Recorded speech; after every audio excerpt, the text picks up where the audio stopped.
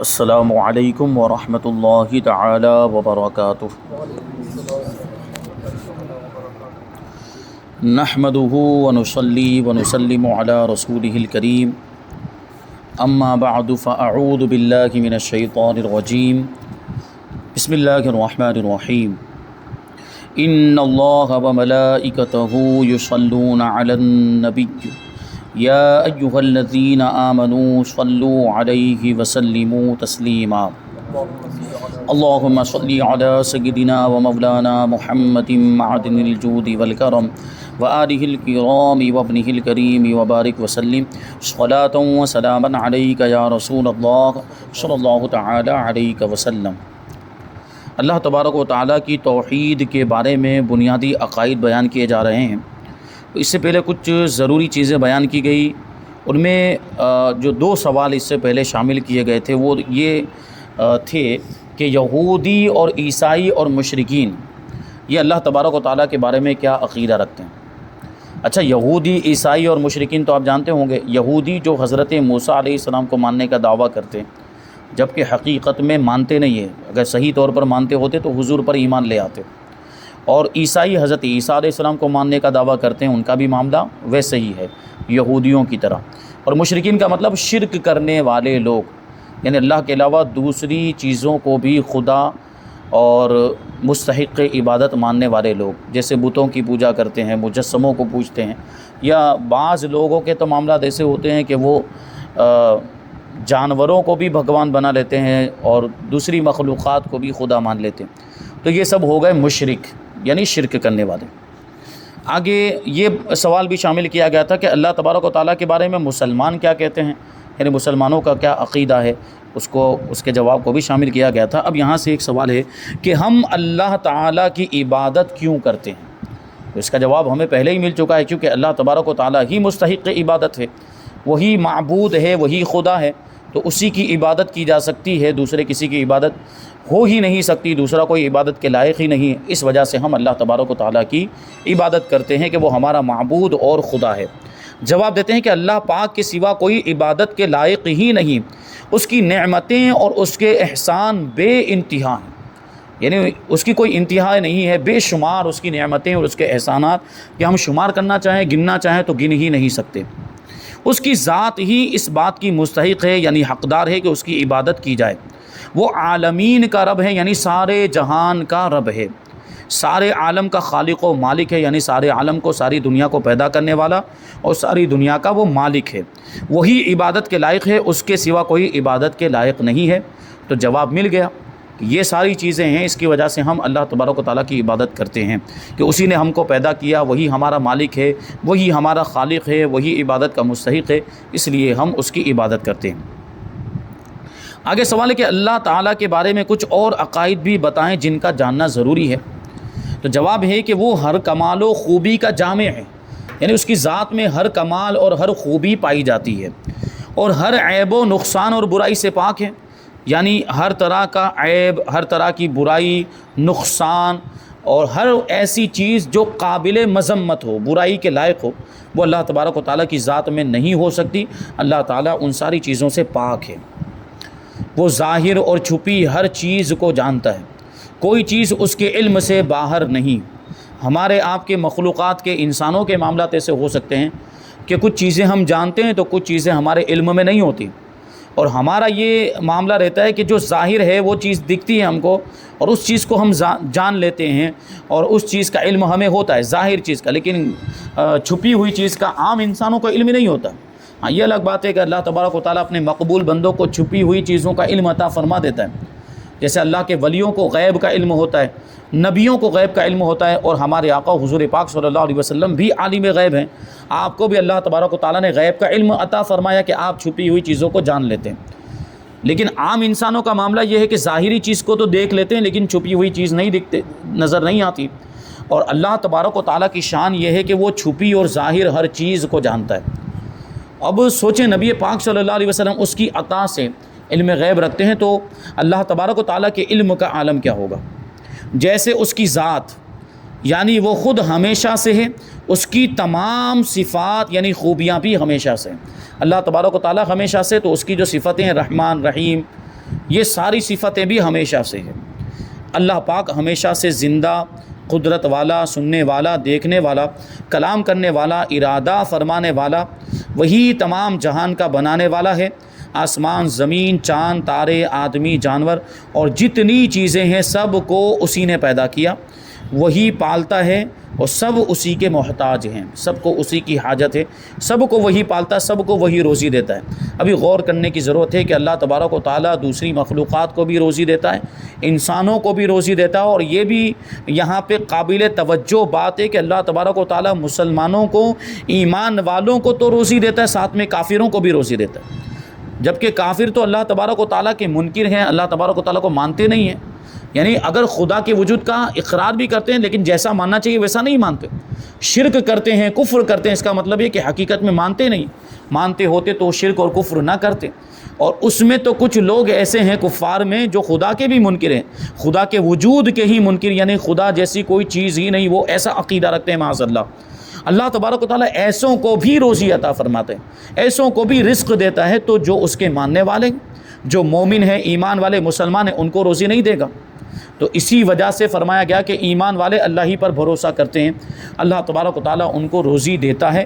اور یہی بنیادی وجہ ہے کہ مسلمانوں کے اندر خودکشی کا جو تناسب ہے وہ بہت کم پایا جاتا ہے، کیونکہ مسلمان اپنے رب پر بھروسہ کرتا ہے، اور خودکشی کا مطلب یہی ہوتا ہے کہ آدمی زندگی سے بیزار ہو جاتا ہے، اور کچھ ایسے معاملات اس کے سامنے پیش آ جاتے ہیں دنیا کے اندر کہ جس سے مجبور ہو کر اس کو خودکشی کرنی پڑ جاتی ہے، جیسے کبھی قرضہ بہت زیادہ ہو گیا، یا دنیا داری کے اعتبار سے کوئی معاملہ ایسا پیش آ گیا کہ اب اس سے وہ تنگ آ گیا، اور کبھی محبت کے معاملات ہو جاتے ہیں، آج کل تو یہ ساری چیزیں بہت چلتی ہیں، اس میں خودکشیاں کر لی جاتی ہیں۔ لیکن ایک مومن، ایک مسلمان، اس کو اللہ پر بھروسہ ہوتا ہے، اور مومن کا یہ عقیدہ ہوتا ہے کہ چاہے کیسی بھی حالت ہو، چاہے کیسی بھی پوزیشن، چاہے کیسی بھی تکلیف اور مصیبت آ جائے، میرا رب قادر مطلق ہے، وہ بڑی سی بڑی مصیبت کو ٹالنے پر قادر ہے، اور اللہ چاہے تو یہ مصیبت بھی ٹل جائے گی۔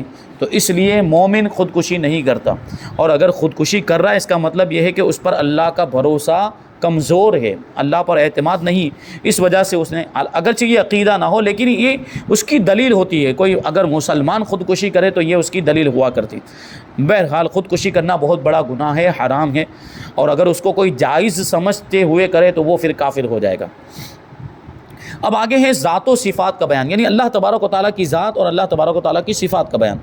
اللہ تبارک و تعالیٰ کی ذات اور صفات کا مطلب یہ ہے کہ وہ خوبیاں جو اللہ تبارک و تعالیٰ کی ذات کے اندر پائی جاتی ہیں، وہ کمالات جو اللہ تبارک و تعالیٰ کی ذات کے اندر پائی جاتی ہیں، جیسے رحمان ہونا، رحیم ہونا، رؤوف ہونا، یہ سب خوبیاں اللہ تبارک و تعالیٰ کے اندر پائی جاتی ہیں۔ قدیم کسے کہتے ہیں؟ سب سے پہلا سوال ہے کہ قدیم کسے کہتے ہیں؟ ہم بار بار یہ لفظ سنتے ہیں، اور بار بار یہ کتابوں میں بھی آتا ہے اور بیانات میں بھی آتا ہے کہ اللہ تبارک و تعالیٰ قدیم ہے۔ اور قدیم کا لغوی معنی اگر ہم دیکھنے جائیں ڈکشنری کے اندر، عربی ڈکشنری کے اندر، تو اس کا لغوی معنی ہوتا ہے پرانا، لیکن جب اللہ تبارک و تعالیٰ کی ذات کے لیے یہ لفظ استعمال کیا جائے گا تو وہاں یہ معنی نہیں ہوگا، پرانا اس کا معنی نہیں ہوگا۔ اس کا معنی کیا ہوگا وہ یہاں پر بتاتے ہیں، قدیم کسے کہتے ہیں، یعنی جب اللہ تبارک و تعالیٰ کے لیے یہ لفظ استعمال کیا جائے تو اس کا کیا مطلب ہوگا؟ جواب دیتے ہیں قدیم وہ جو ہمیشہ سے ہے، جو ہمیشہ سے، اس کی کوئی ابتدا نہیں، اور ازلی کے بھی یہی معنی ہے۔ ہم اللہ تعالیٰ کو کہتے ہیں کہ اللہ ازلی ہے، ابدی، تو ازلی کا یہی معنی ہے کہ وہ ہمیشہ سے ہے، ازل سے ہے۔ اللہ تبارک و تعالیٰ ازل سے ہے، یعنی ہمیشہ سے ہے، اس کی کوئی ابتدا نہیں ہے۔ اور جس طرح اس کی ذات قدیم، ازلی اور ابدی ہے، اسی طرح اس کی صفات بھی قدیم، ازلی اور ابدی ہیں۔ ابدی کا مطلب ابھی آگے بتائیں گے، یعنی یہاں پہ آپ کو بتا دوں کہ ازلی ہے یعنی ہمیشہ سے، اور ابدی ہے یعنی ہمیشہ رہے گی اس کی صفات، اور اللہ تبارک و تعالیٰ کی ذات بھی ہمیشہ سے اور ہمیشہ رہے گی۔ اور ذات و صفات کے سوا سب چیزیں حادث ہیں۔ اللہ تبارک و تعالیٰ کی ذات اور اللہ تبارک و تعالیٰ کی صفات یہی قدیم ہیں، یہی ازلی ابدی ہیں، اور اللہ تبارک و تعالیٰ کی ذات و صفات کے علاوہ جتنی بھی چیزیں ہیں، جتنی بھی مخلوقات اور کائنات کے اندر جتنی بھی چیزیں، چاہے وہ نباتات ہو، جمادات ہو، حیوانات ہو، کچھ بھی ہو، وہ سب کے سب حادث ہے۔ اور یہ حادث کا جو لفظ ہے یہ قدیم کے مقابلے میں بولا جاتا ہے، یہ قدیم کا اپوزٹ ہے، سیدھا مطلب، یعنی قدیم کا مطلب یہ ہو گیا کہ جو ازلی ہے، جو ہمیشہ سے، تو حادث کا مطلب یہ ہو گیا کہ جو ہمیشہ سے نہ ہو۔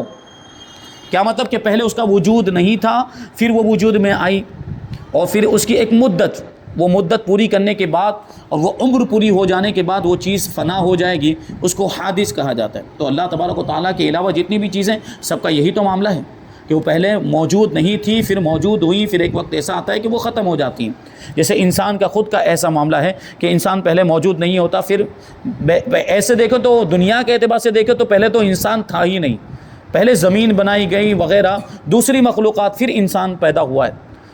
تو ساری مخلوقات کا یہی معاملہ ہے کہ وہ حادث ہیں۔ جو عالم میں سے کسی چیز کو قدیم مانے یا اس کے حادث ہونے میں شک کرے وہ کافر و مشرک ہے، کیونکہ قدیم تو صرف اللہ تبارک و تعالیٰ ہے۔ تو اگر دوسری کسی مخلوق کو قدیم مان لیا تو یہ شرک ہو گیا، یا اس کے حادث ہونے میں شک کیا۔ اب یہ حادث ہونے میں شک ہونے کا کیا مطلب ہوا کہ اس کے قدیم کو، اس کو قدیم مان رہا ہے، اس کا مطلب یہ ہو گیا کسی بھی مخلوق کے حادث ہونے میں شک کر رہے، یعنی اس کے فانی ہونے میں شک کر رہا ہے، اس کا مطلب ہے کہ اس کو قدیم مان رہا ہے، یہ بھی شرک ہو جائے گا، اور اس کی وجہ سے بھی ایسا عقیدہ رکھنے والا کافر ہو جائے گا۔ جیسے آریہ کے روح اور مادہ کو قدیم مانتے۔ آریہ ایک قوم ہے اور اس کے بارے میں کہا جاتا ہے کہ ہندوستان کے قدیم باشندے، یعنی یہاں کے سب سے پرانے باشندے جو ہے وہ آریہ قوم سے تعلق رکھنے والے۔ وہ نہیں کہا گیا کہ آریہ لوگ پہلے آئے تھے، یہاں پہ بسے تھے، ہندوستان کی تاریخ میں بتایا جاتا ہے، بہرحال وہ الگ چیز ہو جاتی ہے۔ تو آریہ ایک قوم ہے، ان کا یہاں پہ عقیدہ بتا رہے ہیں کہ وہ روح کو قدیم مانتے ہیں اور مادہ کو قدیم مانتے ہیں، یعنی یہ جسم کو تو حادث مانتے کہ یہ جو جسم ہے یہ حادث ہے، پہلے نہیں تھا، یہ جسم بنا، لیکن اس کے اندر جو روح ہے وہ روح قدیم ہے، یعنی ہمیشہ سے۔ اسی طرح مادہ کا کیا مطلب ہوا، یعنی جس چیز سے یہ سارے اجسام بنے ہیں۔ ہمارا جسم کسی مٹیریل سے بنا ہے، کسی مادے سے بنا، یہ لکڑی کسی مٹیریل سے بنی، کسی مادے سے بنی ہے، اسی طرح یہ چٹائی کسی مادے سے بنی، یہ ٹائلز کسی مادے سے بنے۔ تو یہ چیزیں تو حادث ہیں، لیکن ان کا جو مٹیریل ہے، ان کا جو مادہ ہے، اس کو یہ لوگ قدیم مانتے ہیں، یعنی وہ ہمیشہ سے، وہ مادہ جو ہے وہ ہمیشہ سے ہے، پھر اس کے ذریعے سے یہ ساری چیزیں بنائی گئی، یہ بعد میں وجود میں آئی۔ جو چیزیں بعد میں بنی یہ سب حادث ہیں، لیکن وہ مادہ جس سے یہ چیزیں بنی ہیں اس کو یہ لوگ قدیم مانتے ہیں۔ جبکہ ہمارا جو عقیدہ وہ یہ ہے کہ اللہ تبارک و تعالیٰ کے علاوہ جتنی بھی چیزیں، اب چاہے وہ روح ہو یا مادہ ہو، وہ ساری چیزیں حادث ہیں، یعنی پہلے روح بھی نہیں تھی اور پہلے یہ مادہ بھی نہیں، کچھ بھی نہیں تھا، صرف اللہ تبارک و تعالیٰ کی ذات تھی، اللہ تبارک و تعالیٰ نے یہ ساری چیزیں پیدا فرمائی، تو یہ سب چیزیں کیا ہوئی، حادث ہوئی۔ تو یقیناً آریہ ایسا عقیدہ رکھنے کی وجہ سے مشرک ہیں۔ اب حادث کا مطلب بتاتے کہ حادث وہ شے ہوتی، وہ چیز ہوتی جو پہلے نہ ہو اور پھر کسی کے پیدا کرنے سے ہو۔ اب وہ کون پیدا کرے گا؟ اللہ تعالیٰ پیدا کرے گا، اسی کو ممکن بھی کہتے ہیں۔ یہ ساری چیزیں جو حادث ہیں ان کو ممکن بھی کہا جاتا ہے، اور اللہ تبارک و تعالیٰ کی ذات ہے واجب الوجود، تو اللہ تبارک و تعالیٰ کو واجب بھی کہا جاتا ہے اور اللہ کے علاوہ ساری چیزوں کو ممکن کہا جاتا ہے۔ اب اعلیٰ حضرت رضی اللہ تعالیٰ عنہ کا وہ شعر، اس پر آپ غور کریں گے تو یہ ساری گہرائی والی باتیں آپ کو سمجھ میں آئے گی۔ ممکن میں یہ قدرت کہاں، یعنی اللہ کے علاوہ جتنی بھی چیزیں وہ ساری ممکن ہیں، ممکن میں یہ قدرت کہاں، اور واجب میں عبدیت کہاں، یعنی واجب جو ہوگا وہ تو خدا ہوگا، وہ بندہ نہیں ہو سکتا، عبدیت مانے بندہ ہونا، واجب میں عبدیت کہاں، یعنی خدا میں عبدیت نہیں، وہ تو معبود ہے۔ حیران ہوں یہ بھی ہے خطا، یہ بھی نہیں وہ بھی نہیں، یعنی یہ کتنی گہرائی والی بات۔ بہرحال اس کو بھی سمجھانے کے لیے اگر وہ شعر کو سمجھانے جائیں بہت زیادہ وقت درکار ہے۔ تو واجب الوجود یہ اللہ تبارک و تعالیٰ کی ذات، اور اس کے علاوہ جتنی بھی چیزیں ہیں وہ سب ممکن ہے۔ یہ ممکن جو ہم عام بول چال میں بولتے ہیں یہ وہ ممکن نہیں جو پاسبل کے معنی میں ہوتا ہے، یہ وہ ممکن مراد نہیں ہے، یہاں پر اصطلاحی لفظ مراد ہے، جو اصطلاحی معنی کے اعتبار سے ممکن کہا جاتا ہے، یہ وہاں اللہ کے علاوہ جتنی بھی چیزیں ہیں وہ ساری چیزیں ممکن ہیں۔ اب آگے ایک اور چیز ہے باقی، کہ اللہ تبارک و تعالیٰ کو باقی بھی کہتے ہیں، اللہ باقی، ہم کہتے ہیں اللہ باقی ہے، تو اس کا مطلب کیا ہوگا؟ اب اس کا لغوی معنی اگر اس پر غور کریں وہی چیز آ جاتی ہے یہاں پر کہ ڈکشنری کے اعتبار سے اس کا معنی کیا ہوتا ہے، اس پر ہم غور کریں تو اس کا مطلب نکلتا ہے باقی رہنے والا۔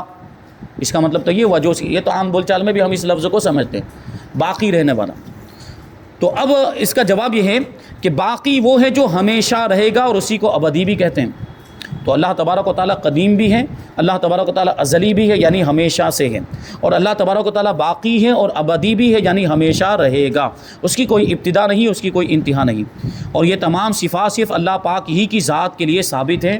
یہ قدیم ہونا، ابدی ہونا، ازلی ہونا یا باقی ہونا یہ کسی اور کے لیے صفتیں نہیں ہو سکتی، اللہ کے علاوہ دوسری مخلوقات اور دوسری چیزوں کے لیے یہ صفتیں نہیں ہو سکتی، یہ صرف اور صرف اللہ تبارک و تعالیٰ کی ذات کے لیے ہی ہو سکتی ہے۔ آگے ہے اللہ تبارک و تعالیٰ کی ذات کے سوا اور کیا چیزیں قدیم ہیں؟ تو اوپر ہی مسئلہ سمجھ میں آ گیا کہ قدیم یہ صرف اللہ تبارک و تعالیٰ کی ذات ہے، دوسری چیزیں اور کوئی بھی ہو وہ قدیم نہیں ہو سکتی۔ اسی کو بیان کرتے ہیں کہ جس طرح اس کی ذات قدیم ازلی ابدی ہے، اس کی صفات بھی قدیم ازلی ابدی ہے۔ یہاں پہ صفات کی بات چل رہی ہے، اللہ کی ذات و صفات کے علاوہ جتنی بھی چیزیں ہیں ان میں سے کوئی بھی قدیم نہیں ہو سکتا۔ ہاں صفات بھی قدیم ہے، اللہ تبارک و تعالیٰ کی ذات کی طرح اس کی صفات بھی قدیم ہے، جیسے اللہ تبارک و تعالیٰ کا حی ہونا، قادر ہونا، عالم ہونا، سمیع ہونا، بصیر ہونا، یہ سب جو اللہ تبارک و تعالیٰ کی صفات ہے۔ تو اللہ تعالیٰ کی ذات جس طرح سے قدیم ہے اس کی صفات بھی قدیم ہے، یعنی اس کی صفات بھی ہمیشہ سے ہیں اور ہمیشہ رہیں گی۔ اور ذات و صفات کے علاوہ سب چیزیں حادث ہیں۔ جو عالم میں سے کسی چیز کو قدیم مانے یا اس کے حادث ہونے میں شک کرے وہ کافر و مشرک ہے۔ وہی بات آ گئی جیسے آریہ قوم کے وہ روح اور مادہ کو قدیم جانتے ہیں، یقیناً وہ مشرک ہے۔ اب آگے بہت اہم سوال ہے کہ اللہ کے معنی کیا ہے؟ لفظ اللہ جو ہم پروردگار کے لیے لفظ استعمال کرتے ہیں یہ اس کا ذاتی نام ہے، جیسے کہ اس سے پہلے والے درس میں گزرا۔ تو اللہ کا مطلب کیا ہوتا ہے؟ جواب دیتے ہیں اللہ خدائے پاک کے لیے اسم ذاتی ہے جو واجب الوجود ہے، یعنی جو ہمیشہ سے ہے، ہمیشہ رہے گا، اور ہر کمال و خوبی کا جامع ہے، یعنی اس کی ذات میں ہر کمال اور خوبی پائی جاتی ہے، اور ہر اس چیز سے جس میں عیب و نقص ہو، یعنی جس میں کوئی برائی ہو، اللہ تبارک و تعالیٰ پاک ہے، اور تمام صفات کمالیہ اس میں موجود ہیں۔ اسی ذات کو اللہ کہا جاتا ہے، جس ذات کے اندر تمام صفات کمالیہ پائی جاتی ہیں اور جو ذات تمام برائیوں سے، تمام عیوب سے پاک ہیں، اسی ذات کو اللہ کہا جاتا ہے۔ یعنی جب ہم اللہ بولتے ہیں تو اللہ تبارک و تعالیٰ یہ پورا اللہ تبارک و تعالیٰ کی ذات کا اور اس کی ان صفات کا تصور ہمارے ذہن میں آتا ہے۔ اب یہاں پر جو ایک یہ لفظ کہا کہ صفات کمالیہ کا کیا مطلب ہے؟ صفات کمالیہ، کمال مطلب خوبی، تو صفات کمالیہ مطلب کمال والی صفات جن کے اندر کوئی کمال اور کوئی خوبی پائی جاتا ہو، کوئی خوبی پائی جاتی ہو۔ تو جواب دیتے ہیں کہ رب کریم واجب الوجود ہے، اس کی ذات تمام کمالات اور خوبیوں سے آراستہ اور ہر قسم کے عیوب، نقائص، برائیاں، کمیوں اور کمزوریوں سے پاک ہے۔ تو اس کمال ذاتی کے لیے جن جن صفات سے اس کی ذات کا متصف یعنی موصوف ہونا ضروری ہے ان صفات کو صفات کمالیہ کہتے ہیں۔ یعنی یہ چیز جو بیان کی گئی کہ اللہ تبارک و تعالیٰ ساری خوبیوں کا جامع ہے، یعنی ساری خوبیاں اس کے اندر پائی جاتی ہیں اور سارے عیوب سے پاک ہے، تو ان دو چیزوں کے لیے جن صفات کی ضرورت ہوگی ان ساری صفات کو صفات کمالیہ کہا جائے گا۔ کمال والی صفات یعنی خوبیوں والی صفات۔ اب اگرچہ اللہ تبارک و تعالیٰ کی ایک صفت ہے جبار یعنی جبر فرمانے والا، اگرچہ اللہ تبارک و تعالیٰ کی ایک صفت ہے قہار یعنی قہر فرمانے والا، تو یہ بھی صفات کمال ہی میں شمار ہوگی۔ یعنی یوں دیکھنے جائیں اگر دنیا داری کے اعتبار سے اگر کوئی انسان جبر کرے تو یعنی کسی پر زبردستی کرے، کسی پر ظلم کرے، تو ایسی صورت کے اندر اس کو کہا جاتا ہے کہ یہ بری صفت ہے۔ لیکن اللہ تبارک و تعالیٰ کی طرف دیکھیں، ابھی یہاں پہ ظلم کا لفظ میں نے انسان کے لیے استعمال کیا، لیکن اللہ تبارک و تعالیٰ کے لیے ظلم کا لفظ استعمال نہیں کر سکتے، کیونکہ ظلم یہ عیب ہے، یہ اللہ تبارک و تعالیٰ کے لیے استعمال نہیں ہو سکتا، لیکن جبار کا لفظ استعمال ہو سکتا ہے۔ یہ تو صفت اللہ تبارک و تعالیٰ کی قرآن مجید کے اندر بھی آئی ہے۔ لیکن جبار یہ کن لوگوں کے لیے؟ جو اللہ تعالیٰ کے نافرمان ہیں، اللہ تعالیٰ کی نافرمانی کرتے ہیں، جو کافر ہیں، اللہ تبارک و تعالیٰ ان کے لیے جبار ہیں۔ اور جو نافرمانی کرے اور جو مجرم ہو اس کو اگر کوئی سزا دی جائے تو وہ ظلم نہیں ہوتا بلکہ وہ انصاف ہوتا ہے۔ جیسے دنیا داری کے اعتبار سے اگر ہم دیکھیں تو اگر کوئی شخص کسی کو قتل کر دیتا ہے تو بدلے میں قاتل کو قتل کیا جاتا ہے کہ نہیں کیا جاتا؟ ہمارے ملک میں بھی پہلے قانون تھا کہ اس کو پھانسی کی سزا دی جاتی تھی، مجرم جو قاتل ہو اس کو پھانسی کی سزا، اور اب بھی بہت سارے ملکوں کے اندر یہ قانون ہے کہ قاتل کو پھانسی کی سزا دی جاتی ہے، قاتل کو بھی قتل کر دیا جاتا ہے۔ تو کیا کوئی اس کو ظلم کہتا ہے؟ اس کو کوئی بھی ظلم نہیں کہتا۔ یہ بات نہیں کہی جاتی کہ یہ تو ظلم ہو رہا ہے، نہیں، بلکہ اس کو انصاف کہا جاتا ہے کہ یہی انصاف ہے کہ قاتل کو بدلے میں قتل کیا جائے۔ تو اللہ تبارک و تعالیٰ جبر فرماتا ہے، یعنی اپنے نافرمان بندوں پر جبر فرماتا ہے، تو یہ سراسر انصاف ہے، اور انصاف خوبی ہے، انصاف کوئی برائی نہیں ہے۔ تو یہ بات ذہن میں رہنی چاہیے۔ تو اللہ تعالیٰ کی کچھ ایسی صفات بھی ہیں جیسے قہار وغیرہ، تو وہ نسبت کرتے ہوئے اگر ہم دیکھیں تو وہ بھی کمال ہے اور وہ بھی خوبی پر مشتمل ہے۔ صفات کمالیہ کتنی ہیں؟ اور صفات کمالیہ انہی کو صفات ذاتیہ بھی کہتے ہیں۔ اللہ تبارک و تعالیٰ کی ذات میں بہت سی صفتیں ہیں جن میں اہم صفت 9 ہیں، باقی صفات انہی 9 صفتوں میں سے کسی نہ کسی کے تحت آ جاتی ہیں، یعنی ان کے اس میں داخل ہو جاتی ہیں۔ اور وہ 9 صفتیں یہ ہیں: حیات یعنی زندہ ہونا، اللہ تبارک و تعالیٰ زندہ ہے، ہمیشہ سے زندہ ہے، ہمیشہ زندہ رہے گا، بلکہ ساری چیزوں کو زندگی بخشنے والا بھی وہی ہے۔ دوسری جو صفت ہے وہ ہے قدرت، قادر ہونا، طاقت والا ہونا۔ تیسری جو صفت ہے ارادہ اور مشیت یعنی چاہنا۔